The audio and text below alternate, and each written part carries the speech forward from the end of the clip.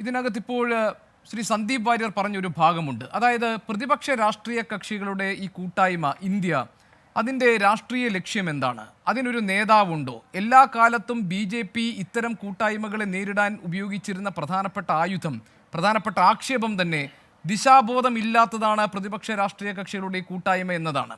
ഇന്നിപ്പോൾ ഇങ്ങനെ എൻഫോഴ്സ്മെന്റ് ഡയറക്ടറേറ്റിൻ്റെയും അല്ലെങ്കിൽ കേന്ദ്ര ഏജൻസികളുടെയൊക്കെ അന്വേഷണത്തിന് വിധേയരാവുകയോ അറസ്റ്റ് ചെയ്യപ്പെട്ടവരുടെയൊക്കെ അല്ലെങ്കിൽ ഈ ഫണ്ട് മരവിപ്പിക്കപ്പെട്ട ഒരു സാഹചര്യത്തിൽ ഉണ്ടാകുന്ന ഒരു ഏകരൂപം എന്നതിനപ്പുറത്ത് അതിൻ്റെ രാഷ്ട്രീയ സ്വഭാവത്തെ നിശ്ചയിക്കുന്ന ആ കൂട്ടായ്മ എന്ന നിലയിൽ അതിന് എവിടെയാണ് അതിൻ്റെ പ്രസക്തി എന്നൊരു ചോദ്യമാണുള്ളത്. ആ ചോദ്യമാണ് ഇവിടെ സന്ദീപ് വാര്യർ ഉന്നയിച്ചത്. നിശ്ചിതമായി തന്നെ, വിമർശനാത്മകമായി തന്നെ. അതിനെന്താണ് മറുപടി? ഗോപികൃഷ്ണൻ, അതിനുള്ള മറുപടി എന്ന് പറഞ്ഞാൽ, കോൺഗ്രസ് ഒരു കാലത്തും ഒരു ഏകപ്പെട്ട നേതാവോ ഏകപ്പെട്ട രീതിയിലേക്ക് മാറണം എന്ന് ആഗ്രഹിക്കുന്നില്ല. ഞങ്ങൾ യൂണിഫോം സിവിൽ കോഡിന് വേണ്ടി വാദിക്കാത്തതുപോലെ തന്നെ ഇതിൽ വിവിധ നേതാക്കന്മാർ നേതൃത്വം കൊടുക്കുന്ന ഒരു മുന്നണിയാണ്. വിവിധ നേതാക്കന്മാരുടെ അഭിപ്രായ ഐക്യത്തിലൂടെയാണ് ഈ മുന്നണി മുന്നോട്ട് പോകുന്നത്. ഇവിടെ കോൺഗ്രസ് മാത്രമല്ല, ഇവിടെ രാഹുൽ ഗാന്ധിയും കേജ്രിവാളും അല്ലെങ്കിൽ മമതാ ബാനർജിയും അഖിലേഷ് യാദവും അടക്കമുള്ള ഇന്ത്യയിലെ ജനപക്ഷത്തിന് വേണ്ടിയിട്ട് സംസാരിക്കുന്ന മുഴുവൻ ആളുകളും, ഇന്ത്യൻ ജനാധിപത്യം ഇതുപോലെ തന്നെ കുറെ കൂടി രാജ്യത്തെ മുഴുവൻ ആളുകൾക്കും തുല്യാവകാശങ്ങൾ, പൗരാവകാശങ്ങൾ ഉറപ്പ് കൊടുക്കുന്ന ഒരു ജനാധിപത്യ സംസ്കാരം ഈ രാജ്യത്ത് ഇനിയും പുലരണമെന്ന് ആവശ്യപ്പെടുന്ന ആളുകളാണ്. അപ്പോൾ ഏകപ്പെട്ട ഒരു നേതാവ് അല്ലെങ്കിൽ ഏകാധിപത്യ സംസ്കാരത്തിലേക്ക് ഞങ്ങൾ പോകാൻ ഉദ്ദേശിക്കുന്നില്ല. ഞങ്ങളുടെ നേതാവിനെ കുറിച്ച് പറയാതെ, ഞങ്ങളുടെ മുന്നണിയുടെ പേരാണ് ഇന്ത്യ. ഇന്ത്യൻ എയർഫോഴ്സിലും ഇന്ത്യൻ ആർമിയിലും ഇന്ത്യൻ നേവിയിലുമുള്ള ഇന്ത്യ, ഇന്ത്യൻ പാർലമെന്റിലും ഇന്ത്യൻ പാസ്പോർട്ടിലുമുള്ള ഇന്ത്യ, ഇന്ത്യൻ പ്രസിഡന്റിലും ഇന്ത്യൻ പ്രൈം മിനിസ്റ്ററിലുമുള്ള ഇന്ത്യ. ഇന്ത്യ എന്ന് പറഞ്ഞ 142 കോടി ജനങ്ങളുടെ പേര് അഡ്രസ്സ് ചെയ്യുന്ന ഇന്ത്യ. അപ്പം ഞങ്ങളുടെ മുന്നണിയുടെ പേരിനെ കുറിച്ചിട്ടുള്ള ഗ്രാമർ മിസ്റ്റേക്ക് തിരുത്താതെ ഞങ്ങളുടെ മുന്നണി ഉയർത്തുന്ന ചോദ്യങ്ങൾക്ക് ഉത്തരം നൽകാൻ BJPക്ക് സാധിക്കുമോ? ഞങ്ങൾ ഉയർത്തുന്ന വിഷയങ്ങളെ അഡ്രസ്സ് ചെയ്യാൻ BJPക്ക് ഈ രാജ്യത്ത് സാധിക്കുമോ? പകരം ഡിവിസിബിൾ പോളിസി പ്രസംഗിച്ചുകൊണ്ട്, അല്ലെങ്കിൽ ക്ഷേത്രത്തിൽ ആരതിയെക്കുറിച്ച് പറഞ്ഞുകൊണ്ട്, പള്ളി പൊളിക്കുന്നതിനെ കുറിച്ച് പറഞ്ഞുകൊണ്ട്, CAA കുറിച്ച് പറഞ്ഞുകൊണ്ട്, അങ്ങനത്തെ വിഷയങ്ങൾ പറയാതെ ഈ രാജ്യത്തെ ജനങ്ങളുടെ നിത്യനിദാനമായിട്ടുള്ള പ്രശ്നങ്ങളെ അഡ്രസ്സ് ചെയ്തുകൊണ്ട് കഴിഞ്ഞ 10 വർഷം കൊണ്ട് ഈ രാജ്യത്തെ ജനങ്ങൾക്ക് അനുഭവഭേദ്യമായിട്ടുള്ള എന്ത് വികസന പ്രവർത്തനങ്ങളും നൽകിയിട്ടുള്ളത് എന്ന് പറയാൻ BJPക്ക് ധൈര്യമുണ്ടോ, ആർജവമുണ്ടോ എന്നുള്ളതാണ് ഒന്നാമത്തെ കാര്യം. രണ്ടാമത്തത്, അഴിമതിയെക്കുറിച്ചിട്ടാണ് BJPയുടെ പ്രതിനിധി സംസാരിക്കുന്നത്. അഴിമതിയെക്കുറിച്ചാണ് സംസാരിക്കുന്നതെങ്കിൽ ഈ രാജ്യം കണ്ട ഏറ്റവും വലിയ ഇൻസ്റ്റിറ്റ്യൂഷണൽ കറപ്ഷൻ ആയിട്ടുള്ള ഇലക്ട്രൽ ബോണ്ടിനെ കുറിച്ച് നിങ്ങൾ ധൈര്യപൂർവ്വം സമ്മതിക്കാൻ തയ്യാറാകണം. അതുപോലെ തന്നെ PM കെയർസിലേക്ക് വന്നിരിക്കുന്ന കോടിക്കണക്കിന് രൂപയെക്കുറിച്ച് പറയാൻ തയ്യാറാകണം.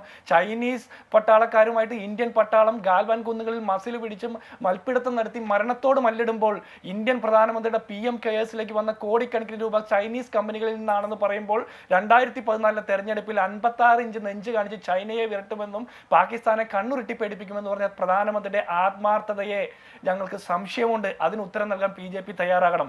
മാത്രമല്ല, കഴിഞ്ഞ 10 വർഷം ഈ രാജ്യത്തെ മുഴുവൻ ജനങ്ങളെയും ഒന്നാകെ കൊള്ളയടിച്ച പെട്രോളിയം നികുതി കൊള്ളയെ കുറിച്ചിട്ട് പറയാൻ നിങ്ങൾക്ക് ധൈര്യമുണ്ടോ? അദാനിയുടെ ഷെൽ കമ്പനിയിലേക്ക് വന്ന കോടിക്കണക്കിന് രൂപയുടെ കള്ളപ്പണത്തെ കുറിച്ച് പറയാൻ നിങ്ങൾക്ക് ധൈര്യമുണ്ടോ? നോട്ട് നിരോധനത്തിലൂടെ ഈ രാജ്യത്തെ 150-ലധികം മനുഷ്യരെ കൊന്നു കളഞ്ഞുകൊണ്ട് കള്ളപ്പണം മുഴുവൻ BJPയിലേക്ക് ഒഴുക്കി ആ പ്രത്യേക പരിപാടിയുടെ പേരാണ് നരേന്ദ്രമോദിയുടെ നോട്ട് നിരോധനം. അതിൽ നിങ്ങൾ പറയുന്ന നരേന്ദ്രമോദി ക്രൗഡ് പുള്ളർ എന്ന, ഞാൻ പറയും നരേന്ദ്രമോദി കോടികളുടെ പുള്ളറാണ്, ക്രോർ പുള്ളറാണ്. അദ്ദേഹം അഴിമതിയെ ആകർഷിക്കുന്ന അഴിമതി കാന്തമായിട്ടാണ് ഈ രാജ്യത്ത് പ്രവർത്തിക്കുന്നത്. മുഴുവൻ അഴിമതി ഇപ്പോൾ ഏകീകരിക്കപ്പെട്ട് BJP എന്ന് പറഞ്ഞ പാർട്ടിയിലേക്ക് ഏകീകരിക്കപ്പെടുന്ന ഒരൊറ്റ ചാനലായിട്ട് പ്രവർത്തിക്കുന്നതിന് നേതൃത്വം കൊടുക്കുന്ന അദ്ദേഹമാണ്. പിന്നെ താങ്കൾ പറഞ്ഞ കുറേ കാര്യങ്ങളുണ്ട്. അഴിമതിക്കാരെന്ന് നിങ്ങൾ 2014 മുമ്പ് മുദ്ര കുത്തിയ നേതാക്കന്മാരിൽ 71 പേരെ നിങ്ങൾ കൊണ്ടുപോയി വെളുപ്പിച്ചെടുത്തു. നിങ്ങൾ അന്ന് അഴിമതിക്കാരെന്ന് പറഞ്ഞ ആളുകൾക്കെതിരെ ഇന്ന് നിങ്ങൾ ആ ആരോപണം ഉന്നയിക്കുന്നില്ല.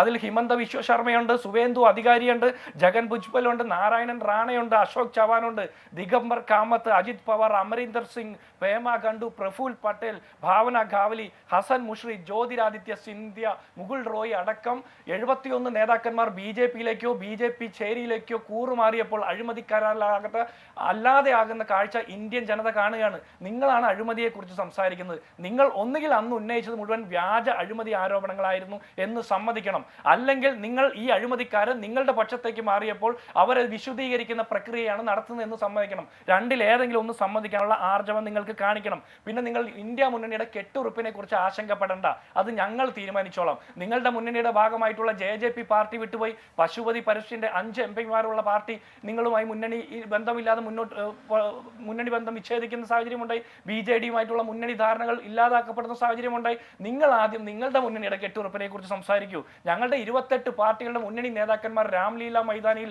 ഒന്നിച്ചു വന്ന് ജനങ്ങളെ അഡ്രസ്സ് ചെയ്ത് സംസാരിക്കുമ്പോൾ നരേന്ദ്രമോദി ഭയക്കുന്നത് എന്തിനാ? നിങ്ങൾ 10 വർഷക്കാലം ഈ രാജ്യത്ത് നടത്തിയ വികസന പ്രവർത്തനങ്ങളെ വെച്ചുകൊണ്ട് ഇലക്ഷനെ അഡ്രസ്സ് ചെയ്യാൻ നിങ്ങൾക്ക് ധൈര്യമുണ്ടെങ്കിൽ എന്തുകൊണ്ട് ഇന്ത്യ മുന്നണി എന്ന് പറയുന്ന മുന്നണി സംവിധാനത്തെ നിങ്ങൾ ഭയക്കുന്ന എന്തിനാ? അവിടെ വരുന്ന നേതാക്കന്മാരുടെ ബഹുസ്വരതയെ നിങ്ങൾ ഭയക്കുന്നത് എന്തിനാ? അവിടെ വരുന്ന 28 പാർട്ടികൾക്കും 28 തരത്തിലുള്ള രാഷ്ട്രീയ കാഴ്ചപ്പാടുള്ളത് കൊണ്ടാണ് 28 പാർട്ടികൾ തന്നെയായിട്ട് നിൽക്കുന്നത്. അല്ലെങ്കിൽ അവരെല്ലാവരും കൂടി ഒറ്റ പാർട്ടി ആയാൽ പോരെ? അങ്ങനെയല്ലല്ലോ. ഒരു മുന്നണി എന്ന് പറയുമ്പോൾ വിവിധ രാഷ്ട്രീയ കാഴ്ചപ്പാടുകളുള്ള രാഷ്ട്രീയ പ്രസ്ഥാനങ്ങൾ ഒരു ഏകപ്പെട്ട കോസിന് വേണ്ടിയിട്ട് ഇന്ത്യൻ ജനാധിപത്യത്തിന്റെ ഇന്ത്യൻ ഭരണഘടനയുടെ സ്ഥായിയായിട്ടുള്ള നിലനിൽപ്പിന് വേണ്ടിയിട്ട് ആവശ്യപ്പെട്ടുകൊണ്ട് ഈ രാജ്യത്തിന്റെ തെരുവുകളിൽ ഇറങ്ങുന്നു. അതാണ് ഞങ്ങൾ ഉന്നയിക്കുന്നത്.